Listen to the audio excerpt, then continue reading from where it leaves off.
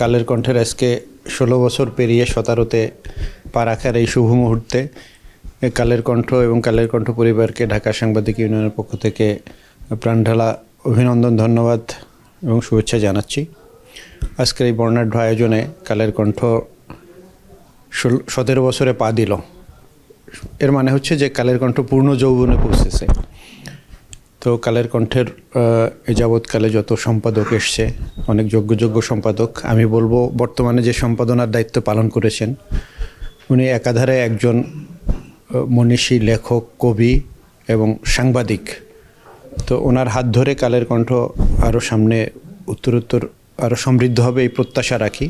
তো কালের কণ্ঠ পাঠকের প্রত্যাশা কতটুকু পূরণ করতে পেরেছে এটি আমরা বলার আগে বলবো যে কালের কণ্ঠ এখন বাংলাদেশে যতগুলো বহুল প্রচারিত পত্রিকা রয়েছে, কালের কণ্ঠ তার মধ্যে অন্যতম।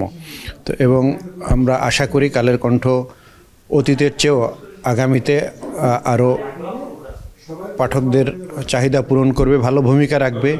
একই সাথে নতুন বাংলাদেশের যে জনগণের প্রত্যাশা, সেই প্রত্যাশা পূরণে কালের কণ্ঠ সামনের দিকে এগিয়ে যাবে এবং বলিষ্ঠ ভূমিকা রাখবে। কারণ একটি বাংলাদেশ, একটি গণতান্ত্রিক পরিবেশ বিনির্মাণের জন্য গণমাধ্যমের ভূমিকা অপরিসীম। সুতরাং সেখানে একটি গণতান্ত্রিক পরিবেশ তৈরির জন্য, একটি জাতীয় ঐক্য তৈরি করবার জন্য কালের কণ্ঠ তার জায়গা থেকে ভূমিকা রাখবে, সেই প্রত্যাশা রাখি এবং সেই কাজটি কালের কণ্ঠ করে যাচ্ছে এবং ভবিষ্যতে এটি আরও ভালোভাবে করবে।